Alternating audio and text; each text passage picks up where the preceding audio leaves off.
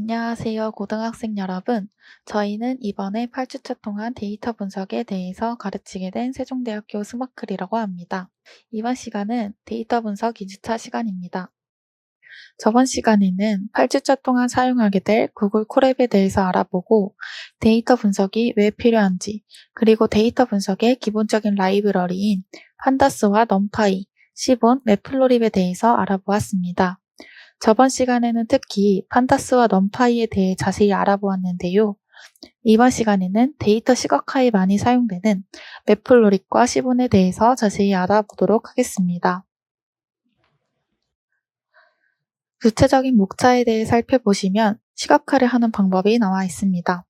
이번 시간에는 데이터를 시각화하는 방법에 대해서 알아볼 것입니다. 시각화는 말 그대로 눈에 보이도록 하는 작업입니다. 숫자형 데이터를 그래프로 표현하는 것이 대표적인 시각화입니다. 데이터 시각화는 데이터 분포를 확인하고 조금 튀어있는 이상값 또는 비어있는 결집값 확인 용도로 널리 사용됩니다. 또한 데이터 분석 과정에서 데이터의 변형이 필요하거나 분석 모델을 생성할 때도 시각화를 통해 아이디어를 얻을 수 있습니다. 데이터 시각화를 하기 위한 그래프는 정말 다양하게 존재합니다. 이번 시간에는 라인 그래프, 히스토그램, 막대 그래프, 선점도, 박스플롯, 바이올렛 그래프에 대해서 알아보고 이를 어떻게 코드로 짜서 시각화할 수 있는지 공부하도록 하겠습니다. 너무 많아서 어려우실 것 같다고요? 걱정 마세요. 차근차근 따라오다 보면 어떻게 코드를 짜야 되는지 잘 알 수 있을 것입니다. 먼저 매플로립과 시본의 차이에 대해서 알아보겠습니다. 매플로립 라이브러리는 파이썬에서 데이터를 그래프로 그릴 때 가장 많이 사용하는 도구예요.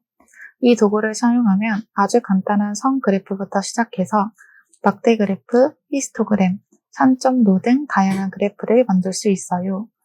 장점은 여러분이 원하는 대로 그래프를 마음껏 꾸밀 수 있다는 거예요.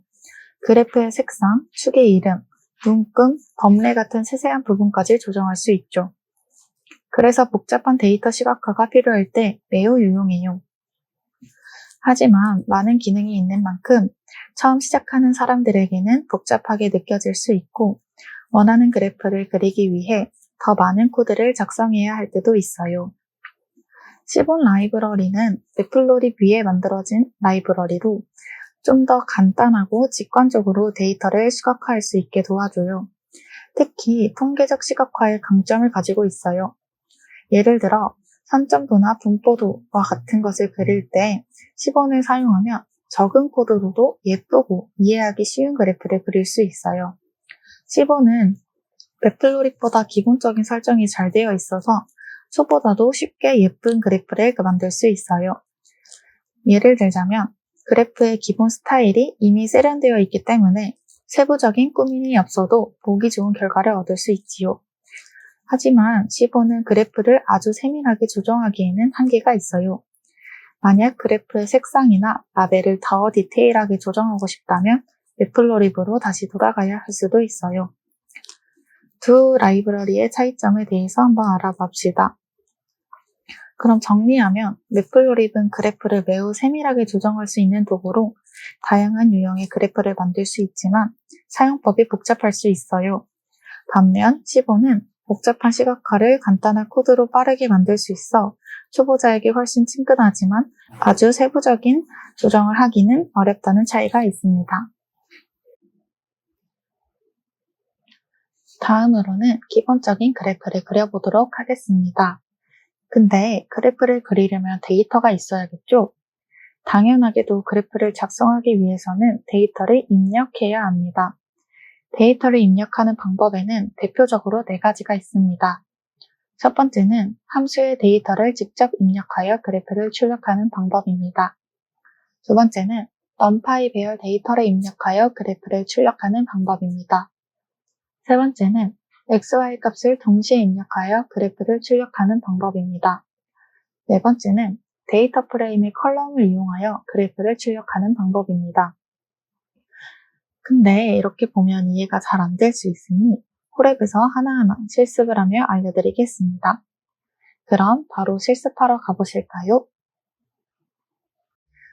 네, 그러면 실습을 시작하겠습니다. 우선 시각화 작업에 필요한 라이브러리를 로드하겠습니다. 이번 시간에는 넘파이와 판다스, 시본, 맵플로립 라이브러리를 이용하도록 하겠습니다.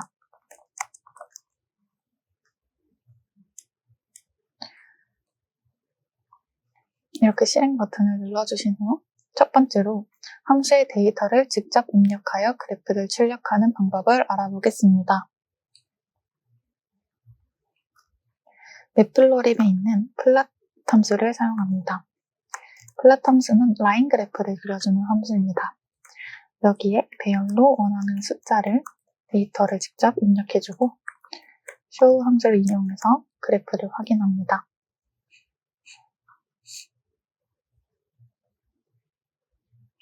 네, 다음과 같은 그래프를 확인할 수 있습니다.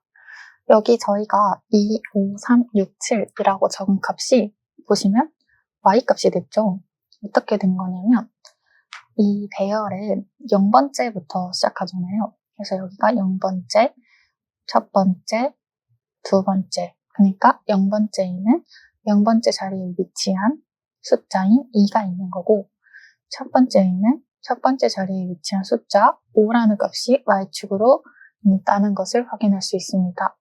이런 식으로 플랫 함수에 이렇게 배열을 이용해서 데이터를 직접 입력하면 이 배열의 값이 y축으로 그래프가 그려짐을 확인할 수 있습니다. 다음으로는 numpy 배열 데이터를 입력하여 그래프를 출력하는 방법입니다. 이 방법은 데이터에 이제 numpy 배열을 이용해서 그래프를 출력하는 것입니다. 그래서 보시면은 numpy 배열을 이용했다는 것이 이 위에 있는 그래프와 차이가 있고요. 이거를 데이터라는 변수에 넣어서 이 플랫 안에 데이터라는 값을 넣어서 그래프를 그립니다. 그러면 아까 위에와 같은 형태의 그래프가 나오는 것을 확인할 수 있지만 차이점은 이 numpy 배열을 이용했다는 것입니다. 다음으로는 XY축에 각각의 데이터를 입력하여 그래프를 출력하는 방법입니다. 저희가 그 전까지는 Y축만 그 그래프에 데이터 입력값을 넣어줬지만 X축도 여러분이 직접 넣으실 수 있습니다. 1, 2, 3, 4 이런 식으로 X축이 1부터 있었으면 좋겠어. 그리고 Y값의 경우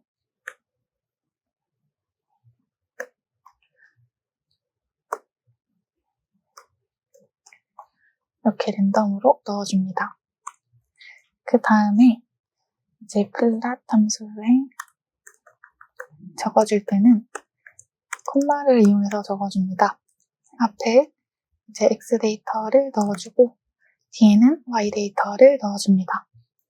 그래서 실행을 시키면 이렇게 X는 1부터 나온 것을 확인할 수 있고 그 다음 Y는 저희가 넣어준 2, 4, 8, 2 값이 나오는 것을 확인할 수 있습니다. 그리고 마지막으로 시본 라이브러리가 제공하는 로드 데이터셋 함수를 활용하여 그래프를 출력하는 방법을 알아보겠습니다. 이거는 저희가 이제 앞으로 데이터를 분석할 때 가장 많이 사용하게 될 방법인데요. 시본 라이브러리가 제공하는 데이터셋을 로드하는 방법입니다. 저희는 아이리스라는 데이터셋을 확인하겠습니다. 아이리스라는 데이터는 세 가지 꽃의 종류가 있고 그 세 가지 꽃의 꽃받침의 길이들이 나와 있는 데이터입니다. 우선 아이리스 데이터를 먼저 로드해 보도록 하겠습니다. 이렇게 시본에 있는 로드 데이터셋 함수에 저희가 원하는 아이리스 데이터를 아이리스라는 변수에 넣고 헤드라는 함수를 이용하면 이 앞에 5가지 데이터가 나옵니다. 이 데이터는 총 150개의 데이터로 0번째부터 149번째까지의 데이터가 입력되어 있는데요. 이 꽃의 종류가 이렇게 나와 있죠.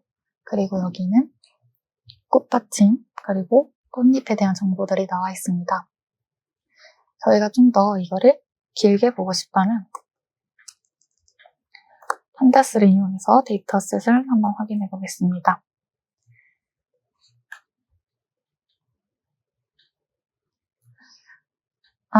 헤드를 없애주셔서 헤드는 앞에 5개만 볼 수 있는 거예요. 그래서 이제 그냥 아이리스만 검색하면 이렇게 끝에 데이터도 확인할 수 있습니다. 여기 보면은 앞에 있는 종과는 다른 종이 나오죠? 이 데이터를 계속 확인을 할 수 있는데요.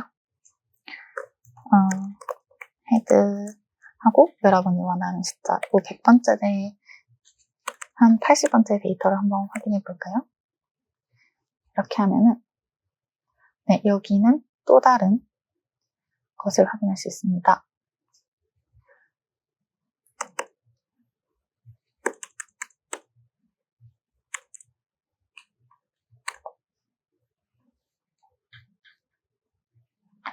네, 아까 새로운 종이 또 나온 거 보셨죠? 그렇게 총 3가지가 있고요. 이 3가지 꽃에 대한 꽃받침과 꽃잎의 데이터였습니다.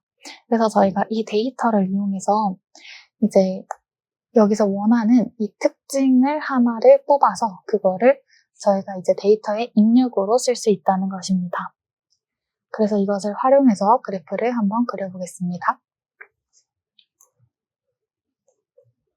매플로립 라이브러리의 플롯 함수를 이용합니다. 여기에 이제 저희는 만약에 꽃받침의 정보를 쓴다면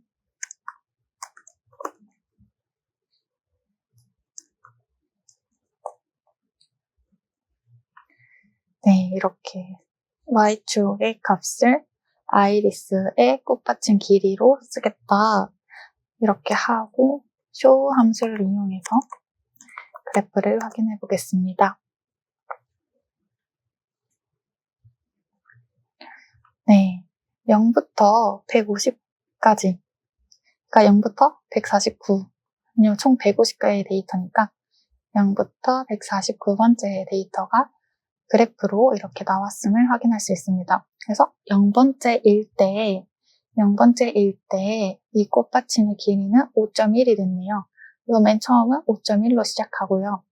마지막을 한번 볼게요. 149번째는 이 꽃받침의 길이가 5.9네요. 그래서 마지막은 대략 5.9로 이제 그래프가 끝나서 이 y축이 저희가 이 플랫 함수에 써준 이 아이리스 데이터의 꽃받침의 이 길이의 이 값들이 이 앞에 있는 값들이 이제 y축이 되었다는 것을 확인할 수 있습니다. 이제 라이브러리를 이용해서 그래프에 나타낼 수 있는 것에 대해 먼저 살펴보고 추후에 어떻게 구현하는지 실습하겠습니다.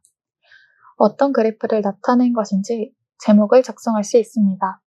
또한 각각 X축과 Y축이 무엇을 나타내는지 명시해 줄 수 있습니다. 축들의 범위 또한 지정할 수 있습니다.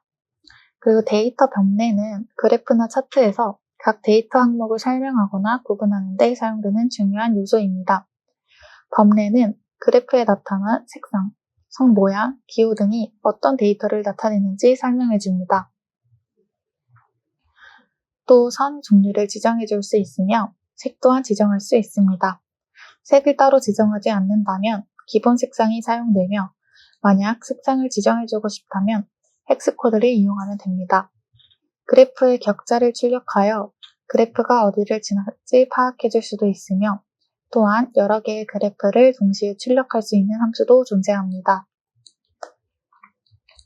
이제 본격적으로 다양한 그래프 종류에 대해 배우기 전에 데이터의 유형을 잠시 알아보는 시간을 갖겠습니다. 먼저 범주형 데이터입니다. 범주형 데이터는 데이터가 명확한 범주나 그룹으로 나누어지는 데이터를 의미합니다. 남자, 여자로 나뉘어지는 성별, 한국, 미국 등 국가 등이 모두 범주형 데이터에 속합니다. 연속형 데이터는 데이터가 연속적인 값을 가지며 대표적인 예시로 키가 있습니다. 170과 171 사이에는 여러 데이터가 존재합니다. 즉, 여러 숫자들이 존재한다는 의미입니다. 이런 것을 연속적이라고 합니다. 반면에 이산형 데이터는 연속형 데이터와 달리 값들이 정수나 구분된 값으로 표현된 데이터를 의미합니다. 예를 들어 주사위에 눈이 있습니다. 주사위의 눈은 연속형 데이터와 달리 딱 1부터 6까지의 정수만 존재합니다. 라인 그래프는 연속적인 데이터의 변화 추이를 파악하고 시각적으로 표현할 때 쓰는 선으로 나타낸 그래프를 의미합니다.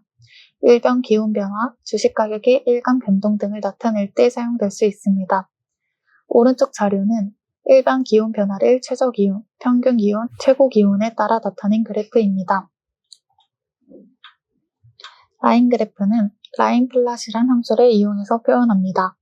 그럼 이제 라인 그래프를 직접 그려보면서 그래프를 이루는 다양한 요소들을 어떻게 코드로 작성하는지 실습하겠습니다.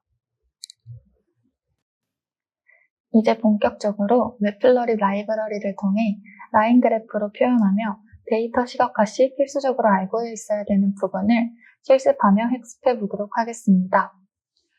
이렇게 코드가 존재하는데요. 코드가 좀 길죠? 여러분들이 알고 있어야 할 핵심적인 부분만 들고 왔으니 하나하나 천천히 설명하며 이해해 보도록 하겠습니다.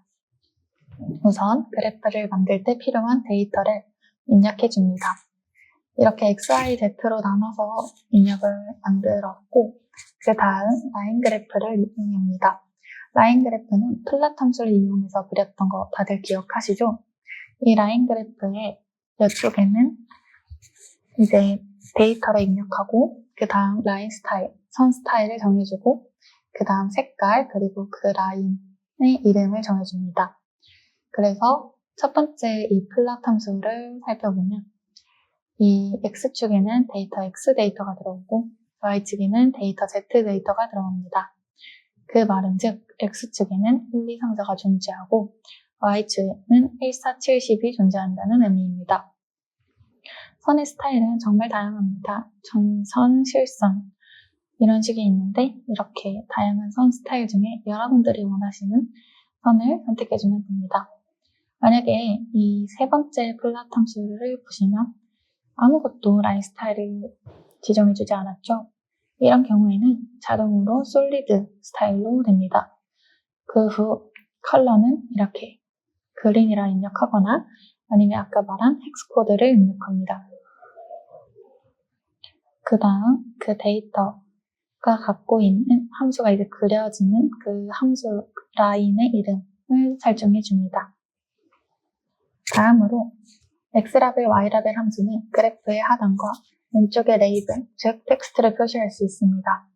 여기서 라벨 패드는 그래프와 레이블 사이의 여백을 의미하고 폰트 덱 속성은 폰트 타입과 스타일 관련 설정을 할 수 있습니다. 기본적인 것으로는 변수 컬러 그리고 사이즈를 이용해서 폰트 사이즈를 설정할 수 있습니다. 여기까지 설명을 데이터를 보면서 그래프를 보면서 한번 살펴보도록 하겠습니다. 데이터 1이 이제 제일 첫 번째 있는 플롯 함수로 만들어진 겁니다. 그리고 데이터 2가 빨간색으로 여기 만들어진 것을 확인할 수 있습니다. 보시면 대시드랑 더티드가 어떻게 다른지 좀 차이가 나시죠? 여기는 데이터 2를 보면 더티드는 아예 점선을 의미하고 대시드는 조금 더 긴 형태의 점선을 의미하는 것 같습니다. 그리고 아무것도 쓰지 않은 데이터 3의 라인을 살펴보면 이렇게 솔리드 그냥 직선 형태가 나와 있는 것을 확인할 수 있습니다. 선의 형태가 정말 다양하죠? 여러분들도 그려보시면서 여러분들이 원하는 선으로 그리면 될 것 같습니다. 이 코드는 보면 빨간색을 의미하는 거였군요. 그리고 이 블랙이라 얘기하면 자연스럽게 블랙이 나오고 컬러를 이렇게 입력해주지 않으면 콜앱에 있는 이 맵플로리 함수의 기본으로 파란색 데이터가 나오나 봅니다. 그래서 저희가 아까 이렇게 그래프를 그려보는 실습에서도 파란색으로 나왔던 것을 확인할 수 있습니다. 따로 색깔을 지정해주지 않으면 이렇게 자동으로 지정되어 있는 색이 나옵니다. 그리고 이 X라벨을 한번 확인해 볼까요? 라벨이라고 하는 것은 이렇게 이름이 붙여지는 걸 의미하죠. 저희가 여기에 엑시스 라벨이라 했고 이 라벨 패드가 간격을 의미한다 했잖아요. 이 엑시스 라벨과 이 데이터 그래프 사이의 이 간격이 15라는 얘기입니다. 저희가 이걸 30으로 바꾸면 어떻게 될까요? 네, 이렇게 간격이 좀 더 넓어진 것을 확인할 수 있습니다. 그 후 폰트를 한번 볼까요? 폰트가 네, 초록색이고 이게 대충 사이즈가 14인가 봅니다. Y라벨과 비교해볼까요? Y라벨은 뒤에 어떠한 특징도 써주지 않았습니다. 그 말은 즉 코렐에 있는 매플로립에서 저희가 이제 불러왔잖아요. 그래서 매플로립 안에 있는 자동으로 있는 값들이 적용이 됩니다. 검정색이고 자동으로 이 정도의 간격을 라인패드 간격을 두고 있네요. 그래서 원래 사이즈는 이 정도인데 저희가 14로 X축을 지정해 주었기 때문에 좀 더 커진 것을 확인할 수 있습니다. 다음으로는 레전드 함수를 살펴보도록 하겠습니다. 레전드 함수는 이제 함수 데이터의 범례를 표시할 수 있습니다. 이를 위해 당연히 플롯 함수의 데이터 1과 같이 라벨을 넣고 설정해야 하는데요. 이때 매개반수 LOC, 로케이션의 약자는 위치를 지정할 수 있는데 이것을 best로 입력하면 자동으로 적당한 위치에 표시됩니다. 수동으로 지정하고 싶다면 좌표로 설정할 수 있습니다. 그 말은 즉 만약 이거를 0,3으로 설정을 해서 진행을 시켜보겠습니다. 네, 이 데이터의 범례가 여기에 위치하네요. 근데 이거를 한 번에 잘 할 수는 없을 것 같으니 여러분들은 베스트로 하는 게 가장 좋을 것 같습니다. 0,0.3은 이 정도 위치에 있네요. 맞추기가 쉽지 않습니다. 원래대로 베스트로 설정을 하겠습니다. 그리고 앵콜 변수를 저희가 2라 했는데 이 앵콜 변수를 볼게요. 2는 이렇게 두 줄을 의미하거든요. 이게 아마 코드를 바꿔가면서 알아보시면 더 쉬울 것 같습니다. 이렇게 1로 바꿔본다면 이렇게 하나씩 나와 있죠. 3으로 바꿔본다면 네, 3개가 있네요. 저희는 4개니까 2로 설정을 줘서 딱 보기 편하게 만들어줍니다. 앵콜 변수값이 무엇을 의미하는지 다들 아시겠죠? 다음으로는 xlim, ylim 함수를 통해 축의 범위를 자유롭게 조정할 수 있습니다.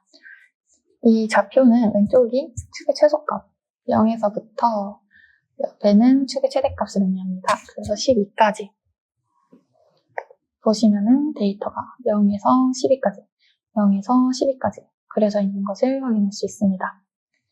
다음으로는 그리드 함수를 살펴보겠습니다. 그리드는 격자 무늬를 의미합니다. 여기 보이시는 그래프의 격자 무늬를 의미하죠.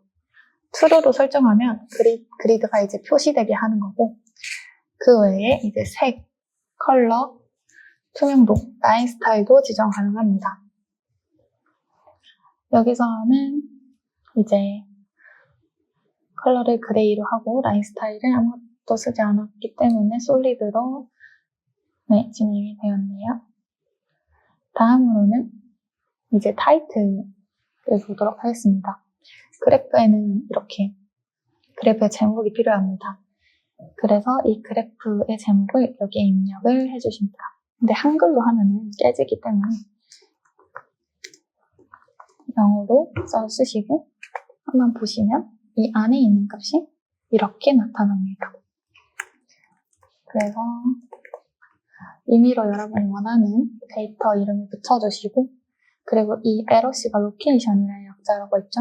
이게 이제 가운데 오게, 센터에 오게 합니다. 여러분이 원하는 대로 설정을 바꿀 수 있습니다. 테드는 아까 말한 것처럼 여기 사이의 간격을 의미합니다. 그러면 이제 그래프를 저희가 동시에 출력할 수도 있다 했는데요. 아까 맨 위에 보시면 서브플롯 함수를 썼었는데 이게 무엇을 의미하냐면요. 서브플롯 함수에 이제 3개의 숫자를 차례대로 입력합니다. 여기서 입력하는 게 첫 번째가 행수, 두 번째가 열수, 세 번째가 인덱스 수를 의미합니다. 그러면 맨 처음에 1, 2,1은 무슨 의미일까요? 바로 행이 가로를 의미하거든요. 가로가 한 줄인데 두 번째인 열은 두 개 해서 이렇게 저희가 출력을 할 때 두 개의 그래프가 그려진 겁니다. 그 중에 2는 두 번째 걸 의미하고 맨 처음에는 첫 번째 걸 의미하죠. 그 말은 즉 저희가 이렇게 해서 만들었잖아요. 여기까지 만든 이 그래프, 데이터 1, 2, 3, 4가 있는 그래프가 1, 2, 1에 위치한다는 얘기입니다.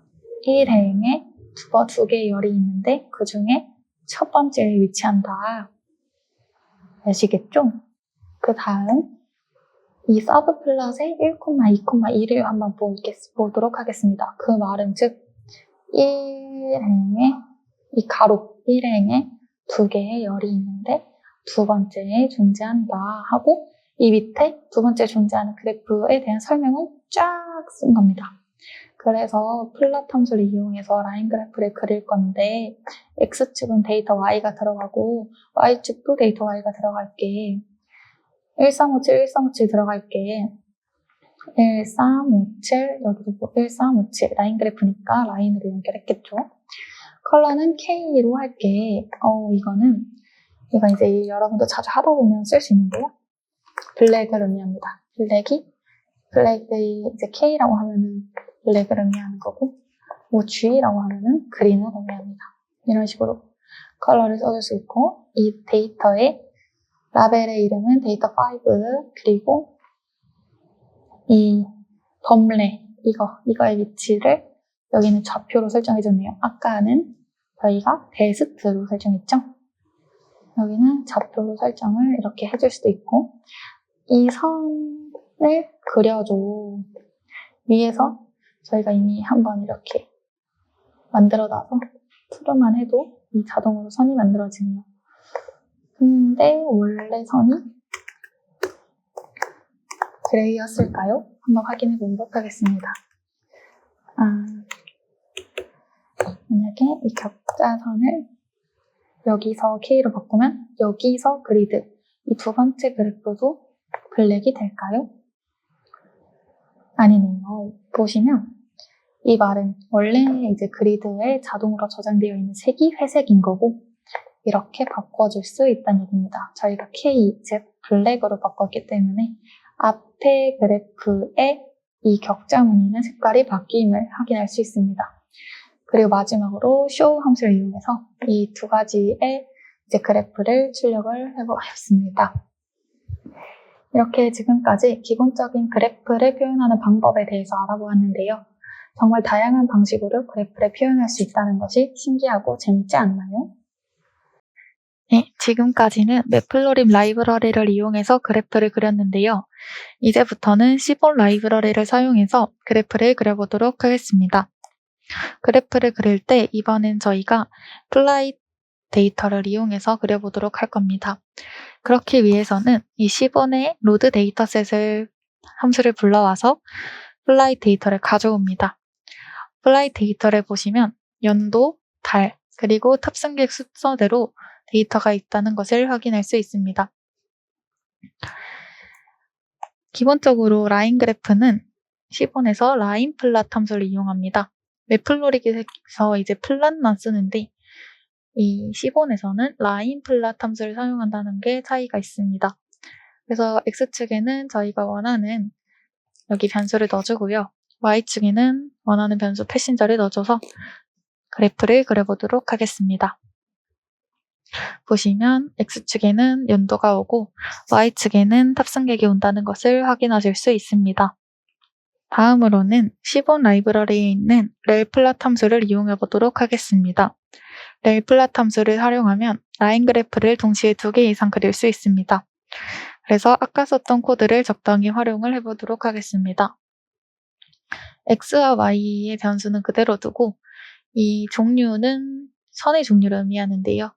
여기서 라인으로 두었기 때문에 라인 그래프가 출력될 예정입니다.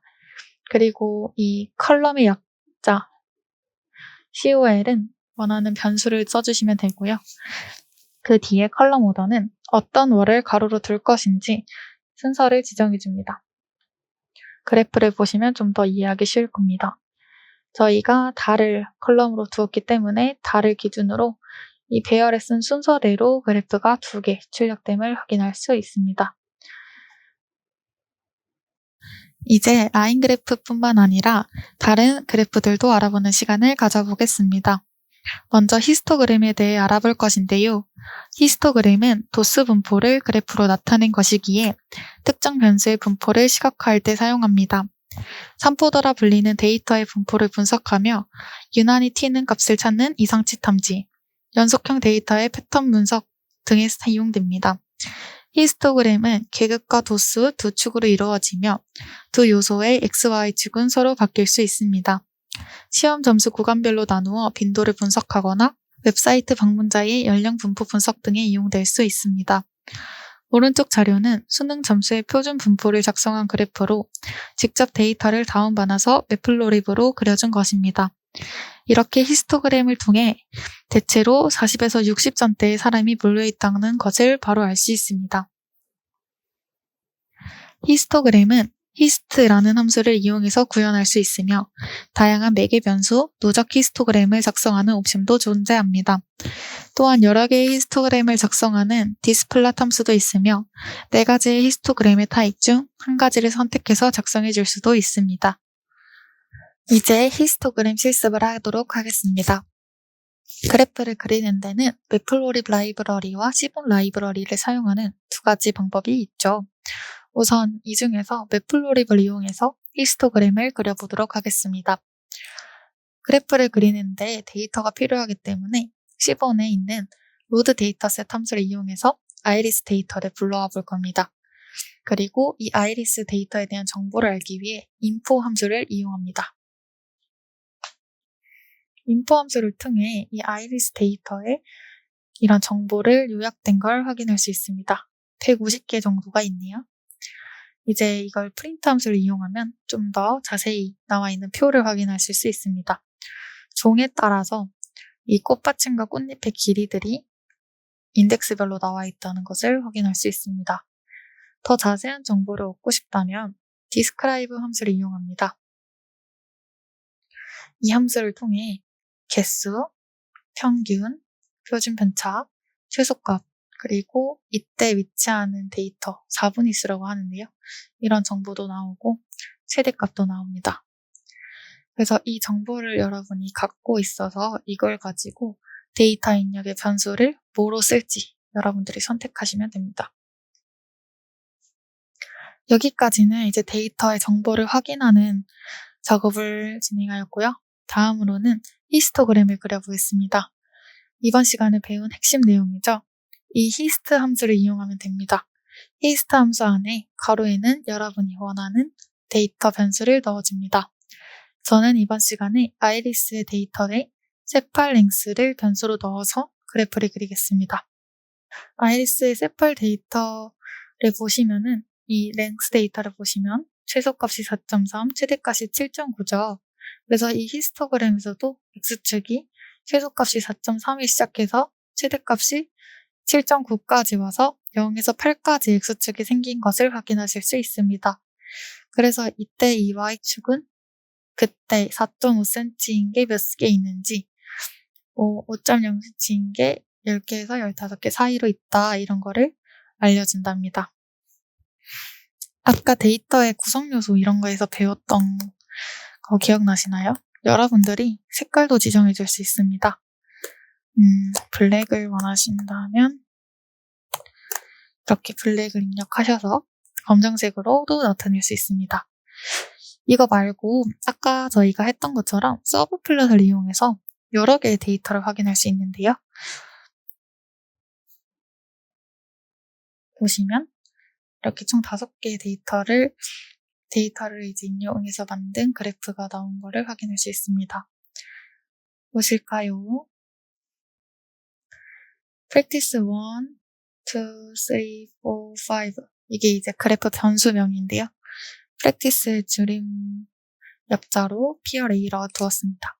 그래서 practice 1은 이걸 적용하고 practice 2는 뒤에 있는 서브 플랫을 적용하는 겁니다. 콤마로 구분돼서 둔 거고요. 코드를 줄이기 위해서.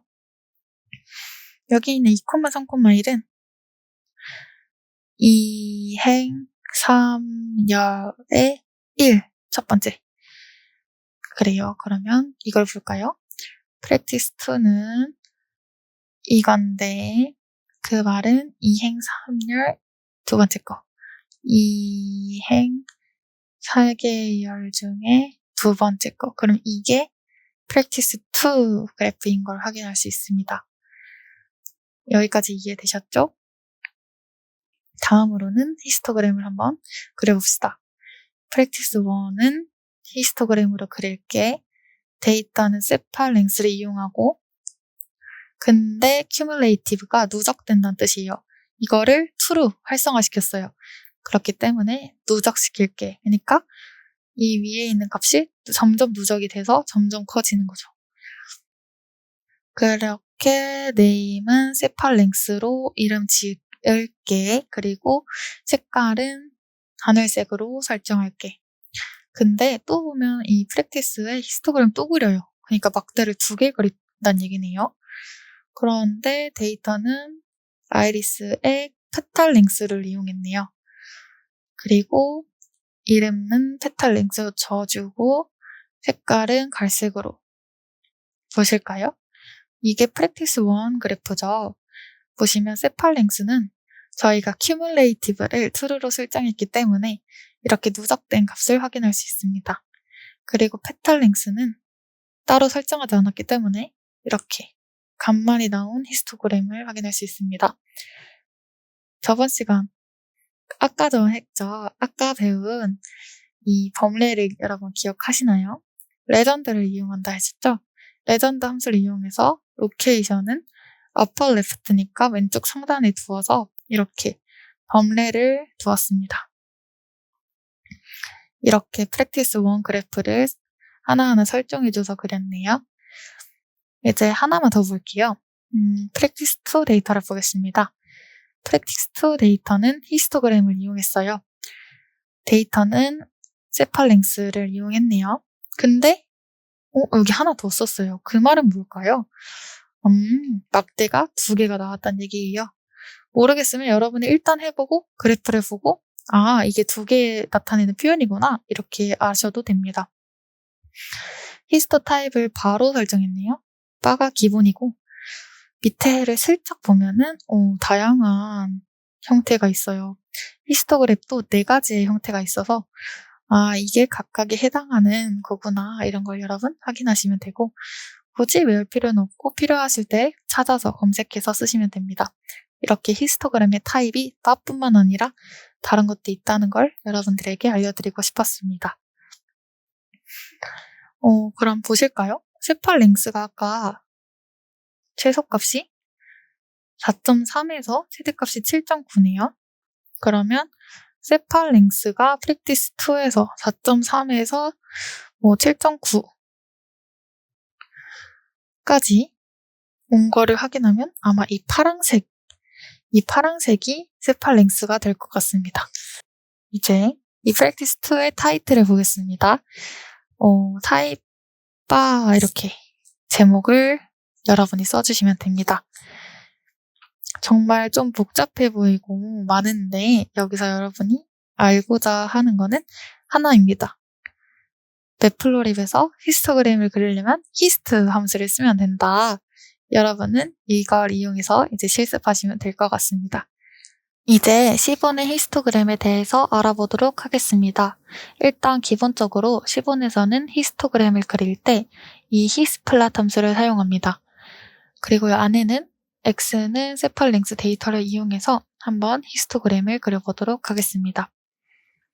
x축의 세팔 랭스의 길이 4.3에서 7.9로 나오고 각각의 데이터가 몇 개 있는지 나오는 히스토그램을 확인하실 수 있습니다. 그리고 이제 시본에서 히스플랫 함수를 이용해서 y를 설정하면 어떤 그래프가 나올까요? 네, 이렇게 수평으로 만들어진 히스토그램을 얻을 수 있습니다. 그리고 마지막으로 이 시본 또한 아까 매플러릿에서 봤던 것처럼 여러분들이 이 매개 변수 값들을 여러 개 설정해 주셔서 원하는 데이터를 많이 만들 수 있습니다. 네, 그래서 여러분들이 원하는 색깔, 크기, 형태로 여러 가지 그래프를 시본에서도 그릴 수 있다는 것을 알 수 있습니다. 다음은 막대 그래프입니다. 막대 그래프는 범주별 빈도 자료를 범주별로 빈도에 비례하는 길이의 막대로 나타낸 그래프로 확실한 구분이 가능한 데이터인 범주형 데이터를 비교하거나 시간 간격이 고정된 데이터 집합 간의 차이, 누적 데이터 비교가 가능합니다. 오른쪽 자료는 앱을 카테고리별로 나누어서 하루에 얼마나 사용했는지 막대 그래프로 나타낸 것입니다. 이 막대 그래프는 아래와 같은 바 함수를 대표적으로 사용해서 그립니다. 그럼 이제 막대 그래프를 직접 그려보는 시간을 가져보도록 하겠습니다. 네, 이제 매플러릿 라이브러리를 이용해서 막대 그래프를 그려보고 그 다음에는 시본 라이브러리를 이용해서 막대 그래프를 그려보는 실습을 하겠습니다. 우선 막대 그래프는 매플러릿에서 바 함수를 사용하여서 그립니다. 이번에는 아까와 동일하게 데이터를 아이리스 데이터셋을 사용하겠습니다. 데이터 입력으로는 아이리스 종류별 그 꽃에 있는 페탈 랭스 변수의 평균값을 사용하도록 하겠습니다. 그러기 위해서는 이 종류가 어떻게 되는지 확인을 해보고자 합니다. 이 유니크 함수를 이용해서 아이리스 데이터의 꽃의 종류의 고유값이 어떻게 되는지 유니크 함수로 출력을 해봤더니 이렇게 세 가지가 있다고. 그러면 이 세 가지가 꽃의 종류가 된다는 것을 확인할 수 있습니다. 다음으로는 이제 그래프를 그려보도록 할 겁니다. 바 함수를 이용하는데 여기 보시면 X축은 아이리스의 종 이게 나오는 거고요. 그러니까 이 위에 세 가지가 나오겠죠? Y축은 그룹 by 함수를 이용했네요. 그래서 그룹별로 나타내는데 그 그룹별로 페탈 랭스, 그러니까 꽃잎의 길이의 미니 평균을 의미하거든요. 그래서 꽃잎 길이 평균이 그룹별로 나올 거라 이거를 Y축으로 할 거다 라고 하는 거를 이렇게 민 함수를 이용해서 나타냅니다. 그래서 색깔은 여러분이 원하는 색으로 지정을 하고 show 함수로 실행을 시키면 네, 이렇게 X축은 꽃의 종류가 나오고 이렇게 Y축은 그 꽃마다의 페탈 랭스의 평균값이 Y축으로 출력된 것을 확인할 수 있습니다.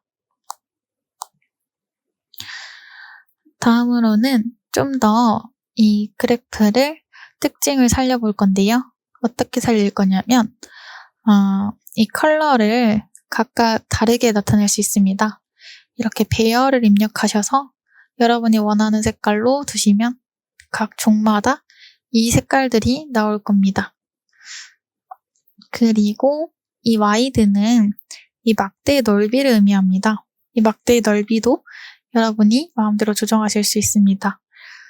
아무것도 설정하지 않으면 최대값인 1이 나오는 거예요. 0.5로 한번 설정하고 실행을 시켜보겠습니다. 그럼 좀 더 슬림한 막대 그래프가 나온 거를 확인하실 수 있습니다. 그리고 색깔도 이렇게 세 가지가 다르게 나온다는 것을 확인할 수 있습니다. 그리고 이거를 수평 형태로 출력하고 싶다면 매플러릿 라이브러리에서 바-h 함수를 사용합니다. 다른 건 다 똑같은데 이 바-h 함수를 사용합니다. 따로 컬러를 지정해주지 않았기 때문에 자동으로 컬러가 나올 것입니다. 네, 이렇게 수평 형태의 막대 그래프까지 확인해 보았습니다. 이제 시본에서 막대 그래프를 그려보도록 하겠습니다. 시본에서는 막대 그래프가 여러 종류가 존재합니다. 그 중에서 우리는 카운트 플롯과 박스 플롯에 대해서 자세히 설명해 드리겠습니다. 먼저 카운트 플롯은 범주형 데이터에 사용하며 단순하게 관측값의 개수를 표시합니다. 일단 이를 위해서 데이터의 입력이 필요하니 이번엔 시본 라이브러리에 있는 로드 데이터셋 함수를 이용해서 tips라는 데이터를 가져와 보도록 하겠습니다. 간단히 이 정보를 보시면은 인덱스가 244개로 나와 있다는 걸 알 수 있습니다. 그래서 여기 컬럼이 이런 식으로 다양하게 나타나 있다는 것을 확인할 수 있습니다. 좀 더 표로 잘 정리된 걸 보고 싶다면 헤드 함수를 이용해서 데이터의 정보를 확인할 수 있습니다. 이렇게 인덱스와 컬럼별로 데이터가 나와 있는 것을 확인할 수 있습니다. 팁스 데이터 중에서 저희는 데이 변수에 있는 데이터들을 활용하도록 하겠습니다. 데이터를 좀 늘려서 데이가 일요일만 있는지 한번 다른 요일도 있는지 확인을 해볼까요?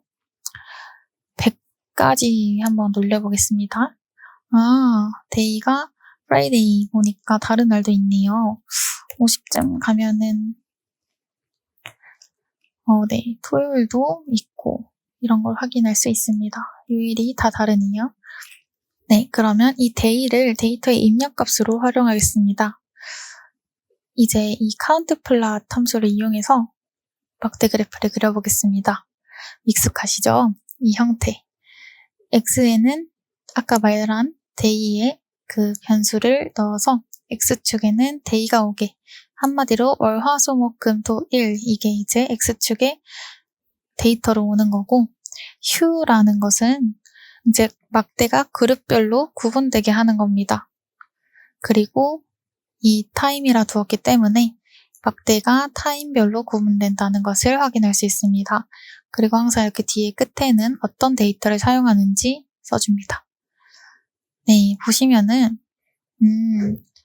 이렇게 두 가지로 요일마다 구분이 됐죠. 보시면 런치와 디너 두 개의 타임으로 나뉘어져서 이 휴 값의 역할을 독특히 잘 해내는 것을 확인하실 수 있습니다. 다음으로는 캐플랏 함수를 이용해서 막대 그래프를 그려보도록 하겠습니다. 여기서 이제 좀 새롭게 눈여겨볼 것은 여기 height는 세로의 길이를 의미하고 aspect는 세로와 가로에 대한 비율을 의미합니다. 한번 그래프를 로드해 볼까요? 네, 이렇게 보시면은 타임별로, 그리고 저희 아까 이거 콜 기억하시죠? 컬럼을 데이로 두었습니다. 그래서 여기 데이터가 있는 요일만 나타나졌습니다. 그래서 따로 오더를 두지 않았기 때문에 컬 오더를 배열로 두면은 나오는데 데이만 둬도 이렇게 원하는 요일이 전부 나왔고요. 여기서 이제 이 5는 이걸 의미합니다. 여기 데이터 전체에 대한 길이를 의미하고 x축을 성별로 두었기 때문에 메일, 피메일로 나뉘고 휴라는 변수를 사용했기 때문에 이것도 메일의 시간별로 런치와 디너별로 나뉘어서 막대 그래프가 생성된 것을 확인하실 수 있습니다. 이제 산점도에 대해서 알아보겠습니다. 산점도는 2차원 평면 또는 3차원 공간에 분산되어 있는 점의 형태로 나타낸 것입니다. 산점도는 x축과 y축에 각각 변수를 설정하고 두 개의 값에 대응하는 위치를 원으로 표현합니다. 산점도를 통해 두 변수 간의 관계가 선형인지 비선형인지, 즉 직선인지 직선이 아닌지 확인하여 그래프의 방향성과 강도를 파악하고 이상값도 찾을 수 있습니다. 또한 산점도를 통해 패턴이나 트렌드를 식별하고 전체적인 데이터의 분포를 확인하는 것도 가능합니다. 옆에 오른쪽에 보이는 사진은 나사에서 제공하는 엑소플래닛 아치브 기능을 이용해서 작성한 산점도 그래프입니다. X축엔 행성의 공전 주기를, Y축엔 행성의 질량을 색깔 구분으로 어떤 방식으로 해당 행성을 찾았는지 구분되어 있습니다. 산점도를 보면 이렇게 전체적인 분포를 파악하는 데 도움이 됩니다. 그럼 산점도를 직접 그려보러 가겠습니다. 네, 이제 산점도 그래프를 그려보도록 하겠습니다. 매플로립 라이브러리와 시본 라이브러리를 활용해서 그리는 것 중 매플로립을 먼저 이용해서 그려보도록 하겠습니다. 매플로립을 이용하기 때문에 PLT를 적어주시고 점 3점도 함수를 가져옵니다. 3점도 함수는 스캐터라는 함수를 이용합니다. 그리고 여기에 여러분이 원하는 데이터를 입력해 주시면 됩니다. 저희는 아까 썼던 아이리스 데이터셋을 활용해서 그려보도록 하겠습니다. 보시면은 네, 이렇게 그래프가 나왔는데 저희가 페탈 랭스랑 페탈 와이드의 정보가 잘 기억이 안 나잖아요.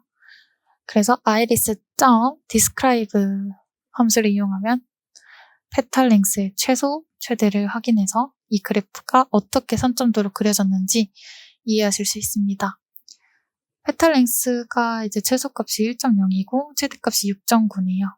그 말은 즉 X축으로 들어간 페탈 랭스가 그래프에서 보시면 1.0에서 시작해서 6.9에서 끝나는 것을 확인하실 수 있습니다. 그리고 Y축 같은 경우는요. 네, 최소값이 0.1, 최대값이 2.5. 그러니까 Y축이 0.1에서 시작해서 2.5에서 그래프가 끝나는 걸 확인하면서 이렇게 산점도 그래프를 이해하실 수 있습니다. 여기서 좀 더 색깔을 바꿔보도록 할 건데요. 여기선 따로 색깔을 지정해주지 않았기 때문에 기본 색깔이 나왔는데요. 만약에 색깔을 뭐 스카이블루로 뒤에 쓰면 하늘색으로 나오기도 하고 그럽니다. 네, 이번에는 C번 라이브러리를 이용해서 산점도를 그려보도록 하겠습니다. C번에는 스캐터 플랫이라는 함수를 사용해서 산점도를 그릴 수 있습니다. 아까 매플로릿과 비교하면 뒤에 플랫이 붙여졌다는 것을 확인할 수 있습니다. 이번에는 저희가 아까 사용한 팁스 데이터를 활용해서 데이터 입력으로 넣어주도록 하겠습니다. 팁스 데이터에 여러분 기억나실지 모르겠지만 만나시는 분들을 위해서 팁스 데이터를 한번 확인해 보도록 하겠습니다. 이렇게 헤드를 입력하면 처음 5번째까지의 데이터가 나오는데 네, 여기서 컬럼이 이렇게 7개가 있다는 것을 확인할 수 있네요. 여기서 저희가 토탈 비를 X축에 데이터 입력으로 넣어주고 팁을 Y축으로 넣어줍니다. Q를 이용해서 그룹핑 한다 했잖아요. 그래서 이제 여기는 디너밖에 없는데 조금 데이터를 늘려보자면 30가지 데이터를 확인해서 늘려보자면 위에는 다 디너밖에 없네요. 100가지 한번 늘려보자면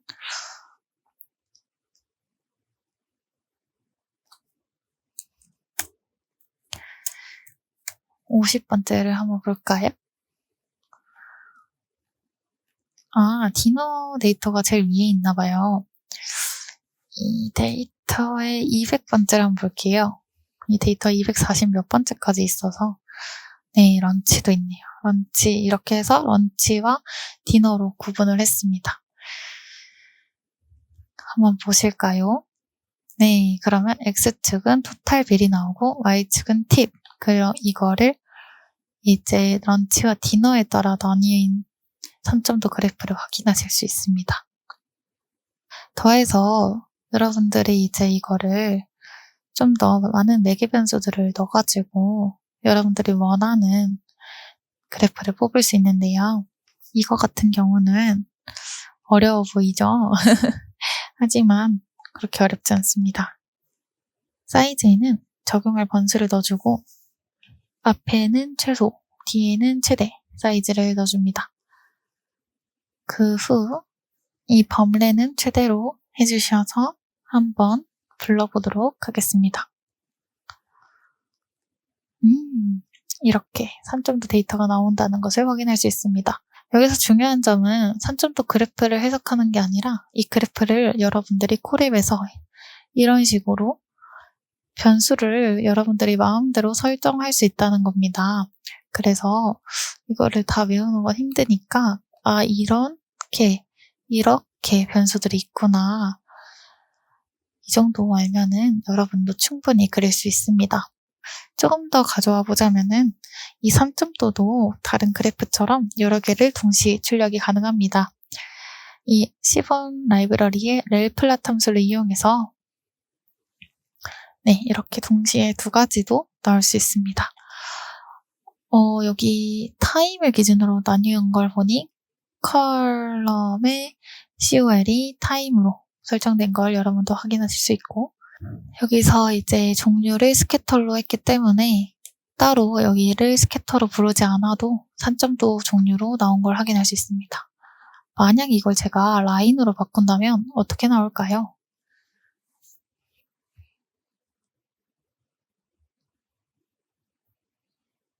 네, 이렇게 라인 그래프 형태가 나온다는 것을, 카인드를 바꾸면 이런 그래프가 나온다는 것을 확인하실 수 있습니다. 이번에는 박스플롯 그래프에 대해서 알아보도록 하겠습니다. 박스플롯은 데이터 분포를 4분위수로 기준으로 표현한 것입니다. 먼저 4분위수에 대해 알아보겠습니다. 4분위수는 데이터 집합을 네 부분으로 나누는 통계적 지표로 데이터의 분포를 파악하는 데 중요한 역할을 합니다. 데이터를 1,4분위수, 2,4분위수, 3,4분위수, 다시 말해 Q1, Q2, Q3로 구분합니다. 이 중 Q1, 제1,4분위수는 하위 25%에 해당하는 값으로 데이터 집합에서 하위 25%의 값들이 Q1 이하입니다. 다음으로 Q2, 제2,4분위수, 다시 말해 중앙값은 데이터 집합의 중앙값을 나타냅니다. 전체 데이터의 50%가 이 값 이하에 있습니다. 다음으로 Q3는 제3,4분위수, 상위 25%와 하위 75%를 구분하는 값으로 상위 25%의 값들은 Q3 이상입니다. 이렇게 데이터의 최대치와 최소치가 있다면 박스플롯은 4분위수에 그려집니다. Q3와 Q1의 차이를 IQR, 즉 4분위 범위라고 합니다. 이때 이 수염은 IQR의 1.5배 이내에 있는 데이터 포인트들을 포함합니다. 여기를 수염이라 합니다. 그래서 박스플롯은 데이터 분포 비교, 중앙값과 변동석 분석에 용이합니다. 특히 중간 50%의 데이터가 어느 구간에 몰려있는지를 보여줍니다. 오른쪽 자료는 주식 거래량을 나타낸 그래프인데요. 야후라는 사이트에서 데이터를 가져오는 라이브러리를 이용해서 직접 작성해 주었습니다. 애플과 테슬라를 먼저 비교해 보았습니다. 두 기업 모두 대체로 비슷한 거래량 분포를 보이고 있다는 것을 알 수 있으며 테슬라의 거래량이 조금 더 많았다는 것을 알 수 있습니다. 또한 애플과 테슬라 모두 1억 5천만 주 이상의 거래량을 기록한 날들이 이상치 나타나 있습니다. 이 이상치로 나타난 것은 이 동그라미가 이상치로 표현된 값입니다. 이는 거래량이 급증했을 때 발생한 현상으로 시장의 특정 이벤트나 뉴스에 의해 거래가 급증한 것으로 추정해 볼 수 있습니다. 박스플롯에서 이상치는 데이터 분포의 경향에서 크게 벗어나는 값을 의미합니다. 이상치는 박스플롯에서 수렴 바깥에 위치한 개별점으로 표시됩니다. 이는 다른 값들과 비교했을 때 극단적으로 크거나 작은 값을 나타내며 통계 분석 시 중요한 정보가 될 수 있습니다. 박스플롯에서는 Q1 빼기 1.5 IQR보다 작은 값과 Q3 플러스 1.5 IQR보다 큰 값을 이상치로 정의하며 수렴 바깥쪽에 동그란 원으로 표시됩니다. 이상치는 특이한 사건일 수 있습니다. 즉, 중요한 패턴 데이터 분석에서 큰 힌트를 제공할 수 있다는 의미입니다. 또한 데이터의 편향을 파악하거나 극단적인 경우를 분석할 수 있습니다. 그럼 이제 박스플롯을 실습해 보도록 하겠습니다. 네, 이제 박스플롯 그래프를 그려보도록 하겠습니다. 우선 매플로립 라이브러리를 이용해서 그려보겠습니다. 매플로립 라이브러리에서는 박스플롯 그래프를 그릴 때 말 그대로 박스플롯 함수를 사용합니다. 여기에 이제 원하는 데이터를 입력해 주는데 이번에는 아이리스 데이터를 사용하겠습니다. 데이터를 그리면은 보시다시피 4가지의 박스가 나오는데요.